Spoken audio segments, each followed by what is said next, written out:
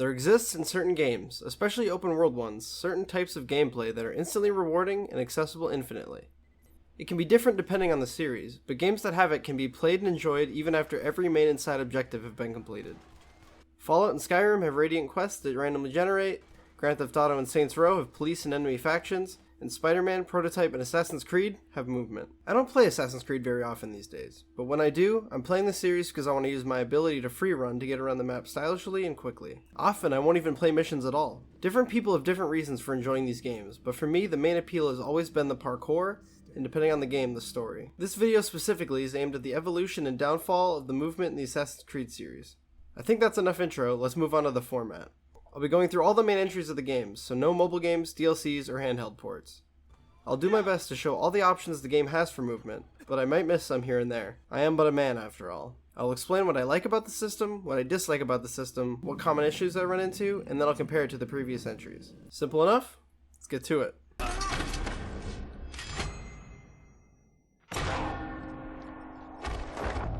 I highly recommend LeoK's movement guide for the first 4 Assassin's Creed games if you're trying to improve at those games. He's an extremely talented individual, and I highly recommend his content. Links to all of his videos that I find relevant to this video will be in the description. There are lots of tiny mechanics I wouldn't know about if it weren't for him. The first game in the series comes out surprisingly strong and allows for skilled movement, but has a few issues, most of them visual. Before I get into what the character is capable of, allow me to explain the controls because they can definitely be confusing for some people. The right trigger button activates high profile, and the A button is the legs button. This may sound convoluted, but I like to think of the right trigger as being the run button, and the A button being the sprint/jump button. While this might sound confusing, it does have value, but we'll get to that later. In Assassin's Creed, Altair is capable of climbing walls that have something to grab onto, running up walls that have nothing to grab onto, side ejecting, back ejecting, jumping off of all ledges, hanging off of all ledges, letting go and falling at any point, reaching out with the grab button while falling and grabbing onto a handhold, saving you from a fall. This can even be done backwards.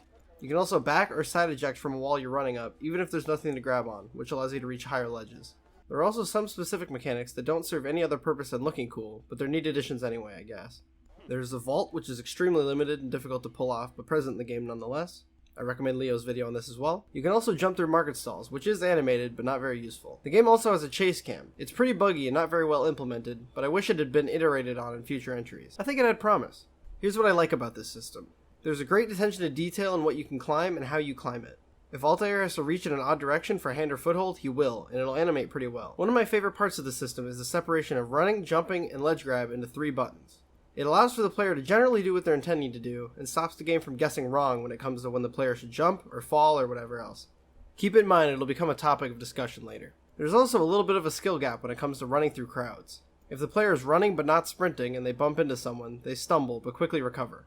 If the player is sprinting when they bump into someone, they stumble for a longer period of time, and if they hit a second person while stumbling in either instance, they fall to the ground and have to get up, allowing for enemies to close distance with them.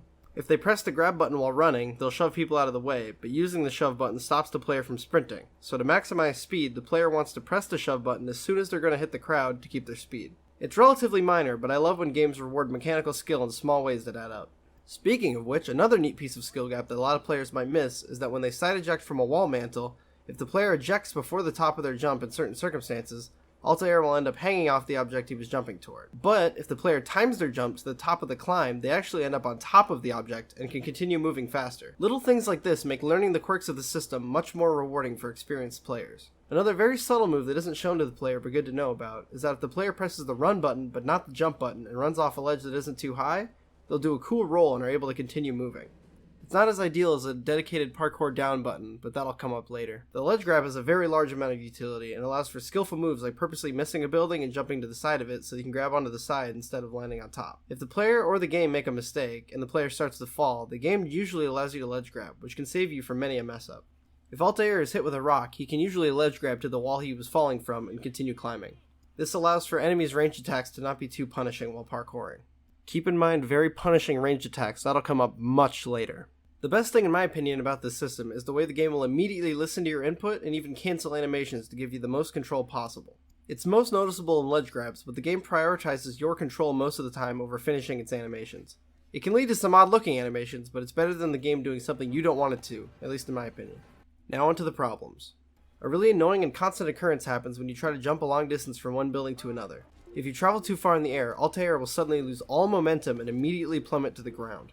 I have no clue why this is in the game, but it's dumb and I hate it. The game doesn't explain to the player how much discretion is needed with the sprint button to move effectively, and it leads to a lot of players, myself included, making movements we don't intend to. Because the natural habit of most players is to hold the run and sprint buttons the whole time instead of letting off the gas when necessary. Again, I recommend Leo's video on the subject. Many of the issues I ran into while playing were linked to the game's magnetism around where to jump. It's a necessary evil in a third-person game with this movement. Many of the animations will start when the player jumps, so the game needs to know where you'll end up before it can play the correct animation. But sometimes, if you want to jump to a specific spot, the game will misunderstand and think you want to go somewhere else in that direction, and will pull you onto it despite your intent and inputs. It's impossible to make perfect, but it could definitely use some improvement. Overall, I think the system is very strong, and I think with the next few entries, it gets even stronger.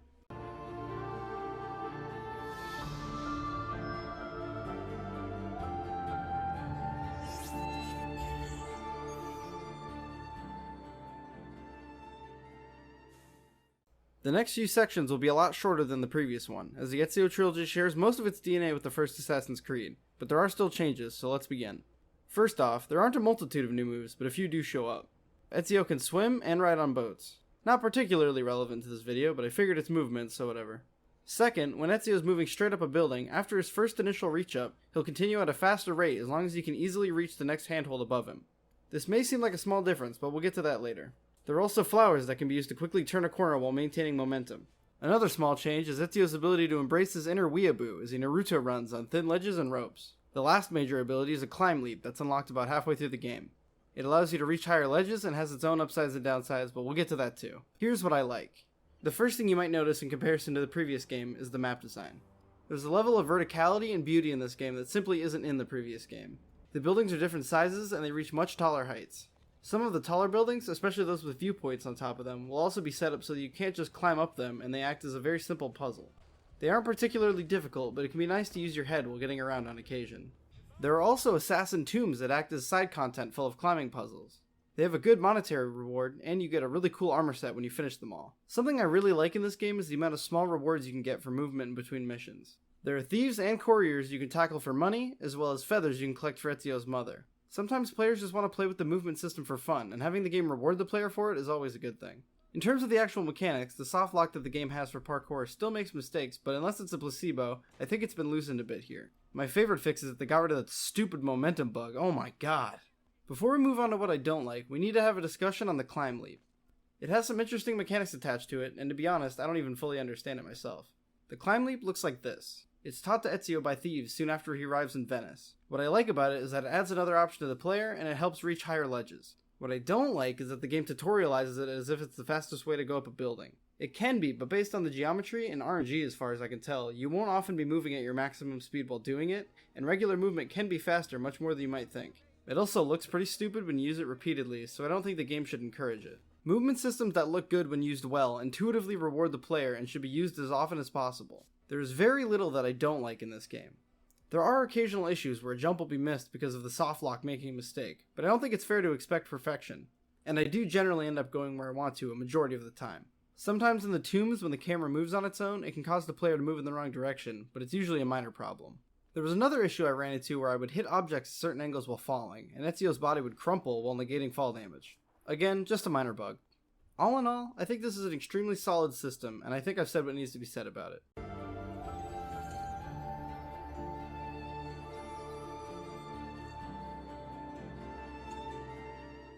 I consider Assassin's Creed Brotherhood to be the perfect iterative sequel. The combat is better, entire systems are added, and very little is made worse. There aren't a bunch of overhauls or anything, but most things are at least a little bit better. That pattern is maintained in the movement of Assassin's Creed Brotherhood. Overall, it's mostly the same as the previous game, but there are a few changes. The game seems to want to add small quality of life changes to be just a bit faster. When climbing, there are still semi-frequent stops and starts, but when Ezio runs up a wall and the wall is accommodating, he will immediately start climbing and skip the initial stop he had in the last game. Another small but effective change comes with the player being able to summon a horse at the press of a button. There's more to talk about with that, but we'll come back to it. The game also features lifts that can be activated to quickly get to rooftop level. The last major addition is Ezio's ability to purchase parachutes from tailors that allow him to reach farther ledges and break his fall. The good. More of the same isn't exactly bad, and the minor additions make the system feel feel just a bit more refined. There are some neat things you can do with horses. You can jump off of them to reach a higher ledge, or jump onto a beam above you for some stylish, unique animations. Isn't much to say here. More the same, simple as. The bad. Most of the map design in this is pretty good, but the open areas completely remove all skill and style from getting around. You just call a horse, hold down gallop, and get to your destination. The parachute has utility for jumping across slightly further gaps, but is extremely slow and is kind of a waste of potential in my opinion. Brotherhood good. Me like. Good.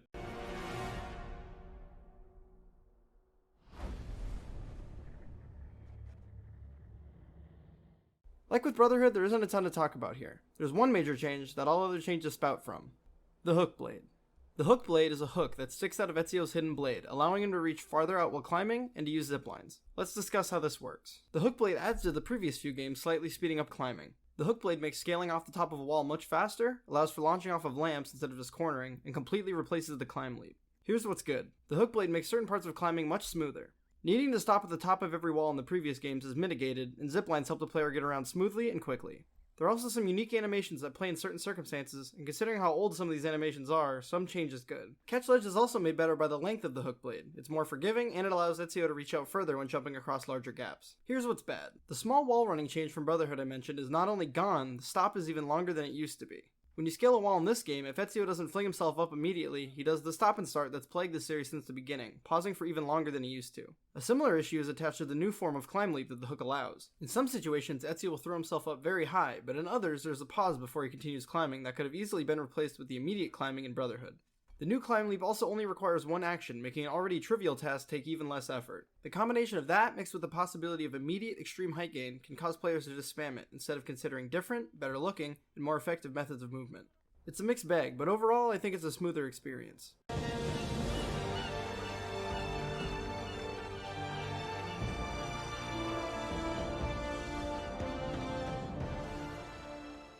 Here, we finally reach our first major overhaul of the parkour system in these games.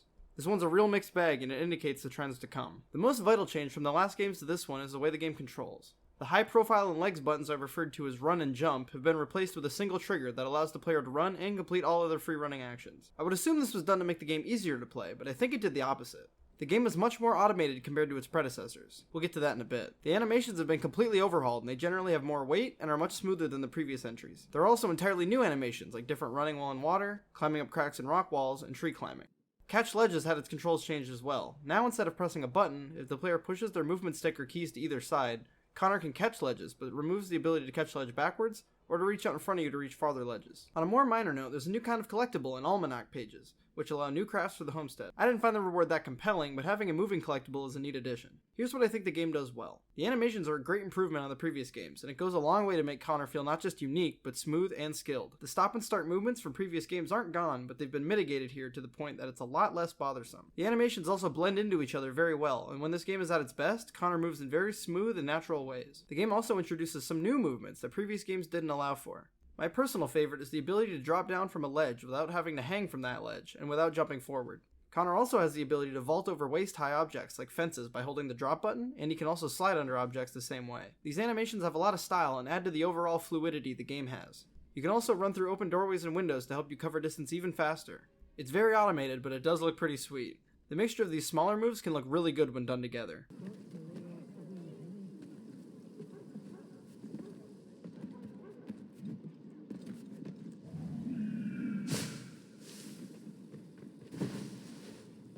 The way Connor runs feeling like an all-out sprint, the weight behind the movements, and the soundtrack come together to make running away from guards in this game the best in the series so far.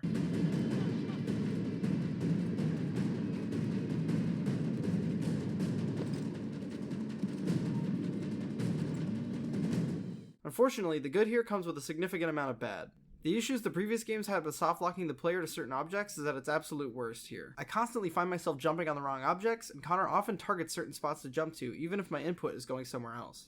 Connor is also slow to corner, and the direction he chooses to jump seems to be based on which direction he's facing, and not where the input's going. This compounds with the previous issue, and makes Connor less predictable than the previous assassins in the series. On to the automation I spoke about earlier. Holding the high profile button allows you to do safe parkour, meaning you won't run off any rooftops or jump in a direction that result in you taking damage. If you hold the legs button or manually tap it, you can still make dangerous jumps, so it's not a big deal. Unfortunately, combining the running and the jumping makes maneuvering around parkour objects without climbing them difficult. In the previous games, if you were near an object you wanted to pass without climbing, you could just release the legs button, allowing you to keep running but avoid climbing onto everything around you. With this system, your only option is to walk, or hope that your inputs are precise and the game decides not to throw you onto random objects. An easy example of this is in Edward and Shay's ships. Without walking, it's very difficult to get from the center of the ship to the wheel without jumping on the cannons or the guardrails. The addition of a button dedicated to dismounting buildings is definitely a pleasant addition, and while it doesn't launch you forward like a jump would, it's still not as vertical as you might hope. Another issue is that it's bound to the same button as tackling, which can cause you to be detected when you jump on the top of a guard instead of jumping in the bush next to him. I think this movement is easily the best looking so far, but the sacrifice in controls is a heavy cost to pay, especially considering how unnecessary it is. These animations easily could have maintained the previous control scheme, and the additions would have fit it perfectly. The intensity of the chases does elevate this game for me, and while not the most technically competent, it is an absolute joy to play.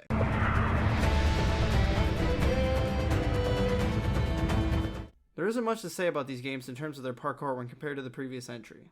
In terms of world design, stealth, and AI, they crush Assassin's Creed 3, but the parkour is largely the same. Some animations are slightly different, and both characters feel heavier, Shay more than Edward. Also, the animations for running through buildings have been largely removed, and Shay can do a jump move on these specific points as an alternative to lifts. Overall, they just feel a bit less smooth than AC3, but I don't have much more to say than that. The good and the bad from AC3 are pretty much carried over. I think that's all I got. The shanties are a better reward than almanac pages, I guess? That's all I got for this one. Time for the big one.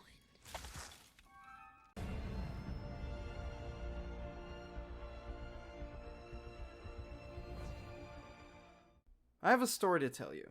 Back in 2014, I played Assassin's Creed Unity, and being the young, uncritical lad that I was, I thought it was pretty difficult, but I didn't think about it too hard. Then, much later, I found a video on YouTube titled Odyssey's Parkour Sucks. In that video, Unity parkour is shown as a foil for Odyssey's parkour, and it clearly outclasses it. But we're not here for Odyssey, we're here for the comments.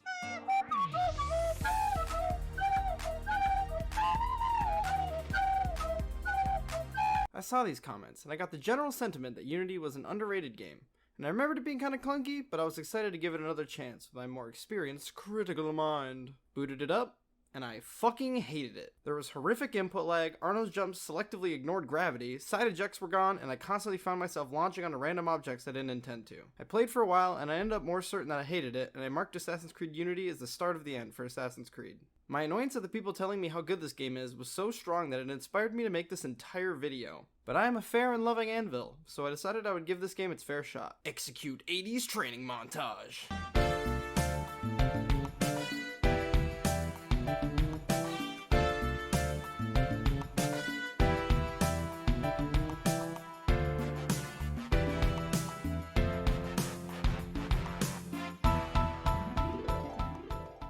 That was intense. Can't believe I'm saying this, but I was wrong. Not all the way though. People are still way too nice to this game. Let's get to the actual criticism. Unity completely changes the previous movement systems from its predecessors. The primary difference that most other differences come from is that instead of movement being based around the character and the world being acted on, in this game, the moves Arno can perform are based on the environment. This has two giant implications. First, moves are not consistent, and it can lead to the player not knowing what to do in certain circumstances to achieve a specific result. Second, the player spends more time reading the environment than ever, raising the skill ceiling, but unfortunately raising the skill floor. In other words, the game's more difficult to play, but the best players will be very good. The game seems to snap the player into place, especially during jumps, which can lead to very questionable gravity and inconsistent movement. If the player holds free run up while running along a building, Arno will make insane leaps, floating in the air and occasionally teleporting through objects. People defending Unity will tell you you're playing the game wrong. Technically, they're correct, but there shouldn't be a method of playing the game wrong that allows for these movements. If using Blink too quickly in Dishonored caused you to change direction randomly, that wouldn't be your fault for playing it wrong.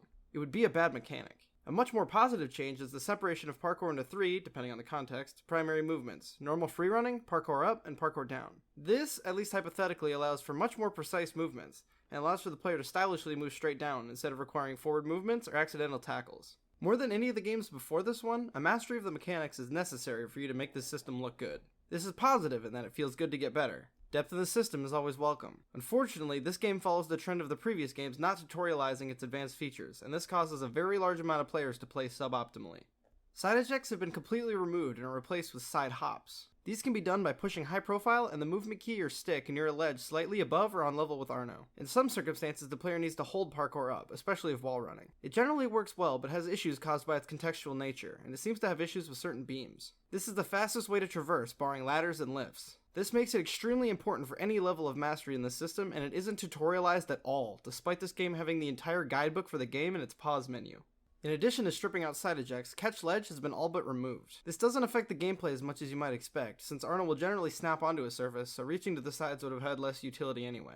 It's instead replaced with the breakfall, a move so cryptic and hidden that in the video by LeoK dedicated to the subject, he incorrectly says you need to time the parkour down button press, but in reality you can just hold it. Another secret mechanic that the game has that I adore is the ability to hold crouch while running, which stops Arno from climbing things. This is especially useful when running in interiors and near furniture. This successfully replaces the separation of high profile and legs from the first 4 games, at least in this specific context. The Kenway games didn't have this, and it's a welcome addition that's also not taught to the player in any way at all. Vaults from the Kenway games have returned, and back ejects are still here, but they can be used to gain height to an almost ridiculous degree. I'm not complaining, it looks good and it's useful. There's a gorgeous animation that can be triggered by jumping down onto a beam below the player. It's called a base jump, and it can be triggered by side ejects as well. Here's what I think is good. Arno can now climb on poles that were previously only used for swinging, and can swing on beams and ropes that couldn't be swung on before. This only adds depth and has no downsides. The animations in this game are unmatched in the series and are a marvel to behold. Arno has a lot of style, especially when climbing down. The game has the biggest skill gap so far in terms of movement. Unfortunately, a lot of that does come from untaught mechanics, but it's there nonetheless.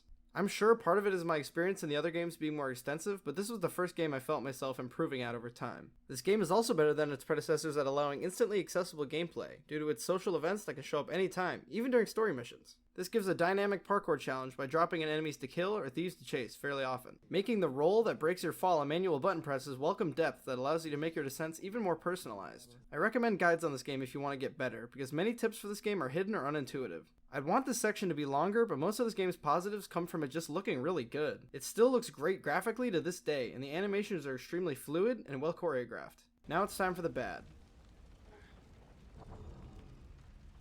Remember back in the beginning, I complimented Assassin's Creed 1 for having animation canceling and prioritizing player control over animations? Well, Unity's the polar opposite of that. When you press an input in Assassin's Creed, or 2, or Brotherhood, or Revelations, Altair or Ezio respond to you immediately. In Unity, there's a noticeable and detrimental input lag that harms the experience. Arno is easily the heaviest protagonist the series has had.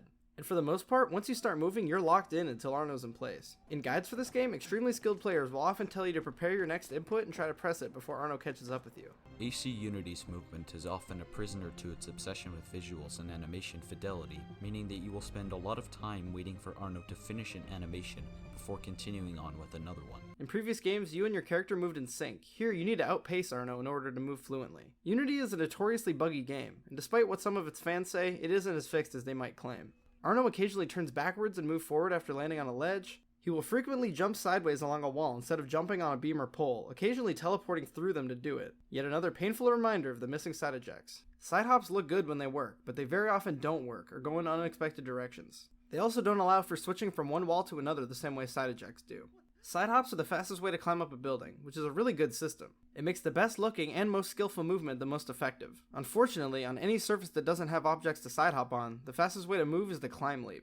Assassin's Creed 2 implied that it was. In this game, it is. The game has good looking climbing animations, but you won't see them because if you want to be fast, you'll be tapping A repeatedly watching Arno make 10-foot leaps up buildings. If Unity's gameplay had a theme, it's inconsistency. This doesn't just apply to the movement, but we'll stay on topic. Jumps are the most contextual and occasionally random piece of traversal. Sometimes Arno will defy gravity or propel himself forward with the force of a rocket, and sometimes he'll do a small hop downward, despite the player providing the exact same input. The back ejects have similar but even worse issues. Sometimes Arno will jump backward after gaining a foot of height, and other times he'll dive straight down to a balcony 2 floors below despite there being a ledge right behind him. Another issue Unity has is that its mechanics simply don't work sometimes. Sometimes they'll go to fire a weapon and nothing happens. Sometimes they throw a smoke bomb and it doesn't go off. In terms of movement, sometimes I hang directly under a window and the game won't let me pull up. I can press parkour up to no avail, and I can try the crouch button that the game prompts, but the only way to make it in is to climb to the side or the top, then to move toward it. On the topic of things not functioning, Arno will often run through trees he's climbing, and cornering the platforms on buildings is best done by holding forward and moving the camera, as opposed to just moving the stick or keys in the right direction. Unity may have some gorgeous animations, but the way they connect is often completely abysmal. Arno will move in ways that don't make any sense, and gravity's effects are optional and inconsistent. Let me show you the jump animations in slow motion so you can see what I'm talking about.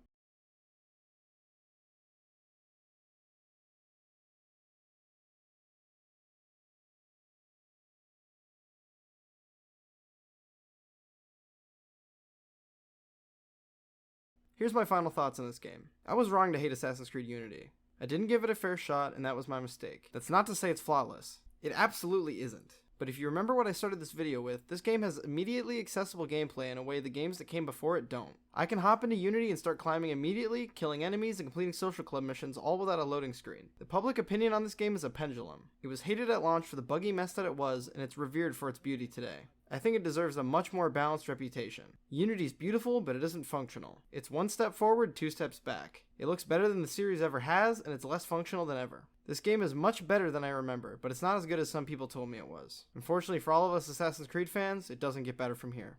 Now, I don't know a lot about the layout of London, especially during the Industrial Revolution, but it sounds like a cool setting. Let's check out what it looks like. So a lot of these buildings seem really far apart, but that shouldn't be an issue. Ubisoft has had lots of solutions to this in the past. Ropes across buildings, scaffoldings, and beams have been common in every game so far. Okay, so maybe they didn't do that. Well, as long as they have lots of parkour starters, beams, and balconies like in Paris, having to cross the street shouldn't be so bad.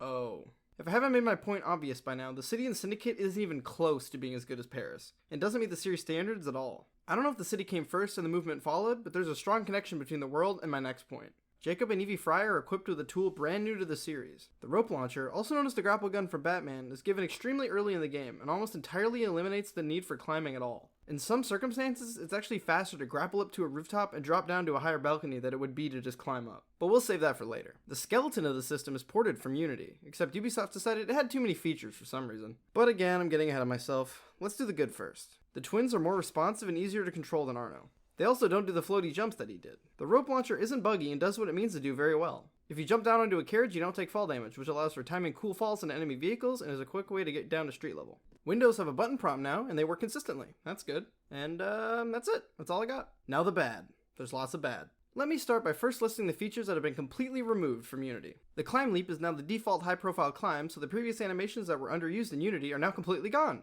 Side hops can no longer be done if they're higher than the character. Specific ones still work, but the primary method for moving quickly in Unity has been completely removed. The ability to run around without climbing on objects by holding the crouch button is gone. Vaulting is now automatic, removing just a bit more of the player's expression. The ability to stylishly spin as you pull up a ledge has also been removed. But don't worry, they replaced it with the rope launcher. Remember climbing up to viewpoints? They can now be completed with a single button press. Better yet, the game disables all your other buttons while you do it. You can't release while on your way up, and you can't adjust in any way on the fly. The good news for you, not so much for the game balance, is that this is effectively a get out of any fight button. Feel overwhelmed? Need to make an escape? Forget those silly chases from previous games. We don't need those. Just press this button and instantly be out of view of all the enemies around you. Does this have a cost? A cooldown maybe? A limit permission? Nope, nope, and nope. This can be used at any time, whenever you want, as many times as you want. A use of the rope launcher that's a bit more involved is the way it can be used as a zip line to go up, down, or straight across gaps. In this circumstance, you at least have the freedom to turn around or stop moving or drop onto the ground onto enemies. You should be very thankful for this ability because Ubisoft decided that they would remove manual jumping from the game. Maybe you think, oh, well if you're not at a ledge, there's really no need to jump. Fair enough, except I mean any jump that the game deems unsafe, including back ejects that could easily be made in every previous game. This is pathetic. It's actually insulting. Unity made me sad. This game made me angry. Watch this. Watch this right here. If you try to back eject and the twin you're controlling decides they don't want to, they just tell you no. Look, they shake their head at you. Thanks, Ubisoft. Next time, why don't you just pay the voice actors to tell me to go fuck myself? You know what? Never mind. It was a smart move to remove jumping, because the rest of the system does make it pretty tempting to jump off a fucking building. All in all, Syndicate has the worst parkour system in the series so far. I'm 1000% serious. This game has redeeming qualities, but in this discussion, it is bottom of the barrel. Blah blah flowery text, give me the next game. Sorry to interrupt, but it's not a sponsor or anything, just a bit of context. Between that last section and this one, I moved and I got a new PC. Fortunately, that means the video quality is going to be higher from this point. Sorry for the inconsistency, but it's best I can do. Back to the show!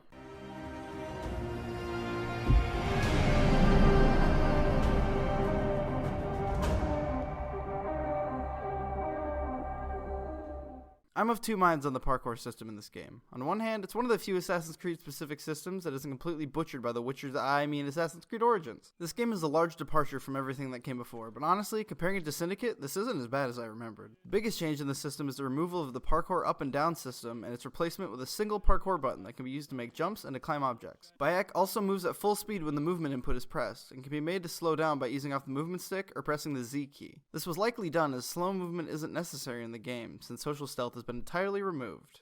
Okay, pros. The floatiness and jank left over from Unity is all but gone in this game. Bayek goes where I expect him to a majority of the time. This seems like a pretty basic thing, but compared to the last few games, it's night and day. A majority of the climbing animations seem to be carried over from Unity, but I think they're sped up, especially when Bayek's pulling himself up a ledge. This is actually my favorite animation for this in the entire series. One of the most momentum-stopping things in the previous games was this move, and I just like it a lot, okay? Parkour down is unfortunately gone, but if you move forward without pressing the parkour button, you can automatically make safe downward jumps. Bayek can also manually roll by holding the parkour button after falling from a certain height. I like this because it isn't mindless and it adds style. There are times where the animation will look better if you don't roll, which adds a little bit of skill to moving smoothly. Swinging on beams and similar objects is possible, but convoluted to pull off. I'll link a tutorial to the advanced movement and origins in the description. Now cons. The biggest issue with this game's movement is the world. I want to blame Ubisoft for this, but it's really the consumer's fault. I don't really blame them either, I get it. When you scroll out on Origin's map, it's very impressive. The sheer scale of it is mind-boggling. But it has the same issues all these giant open world maps have. They're an illusion. Sure, the world is massive, but time spent moving from one important place to another is completely wasted in this system. Spider-Man PS4 has a fast travel system. I don't think I'm alone in saying I never used it once,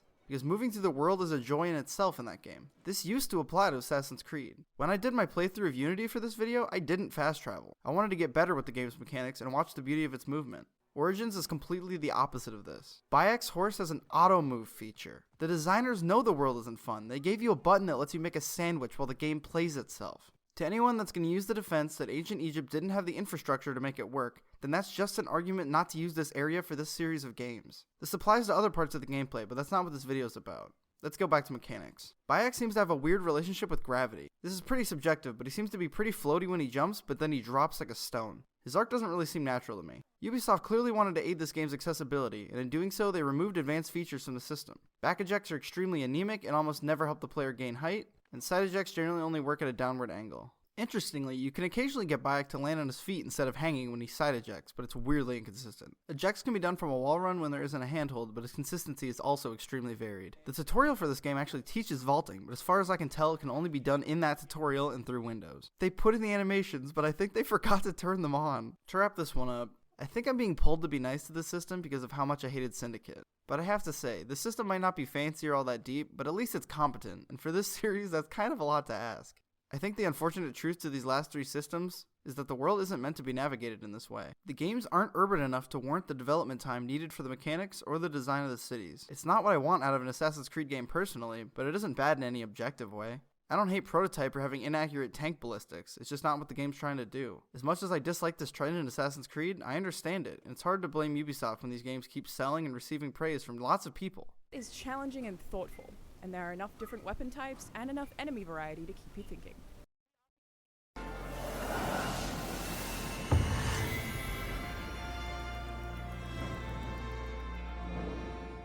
I put a lot of time into this video, and it's kinda sad that I have to wrap it up with such a bare section, but these are the games we have, so let's get it done. Overall, the system's more or less the same from Origins, but there are a few minor differences. They successfully implemented those vaulting animations this time, but unfortunately, unlike the Kenway games, you can't use them over fences. Cassandra feels lighter than Bayek. She feels a little too slippery for my liking, but to each their own. The architecture is a bit more urban in certain areas, which can allow for easier traversal, but the system isn't really better here. Wish I had more to say, but that's pretty much it. Last, but I guess not least, is Valhalla. Eivor is the heaviest protagonist in Syndicate. It's mostly in his animations though, as his controls are still pretty responsive.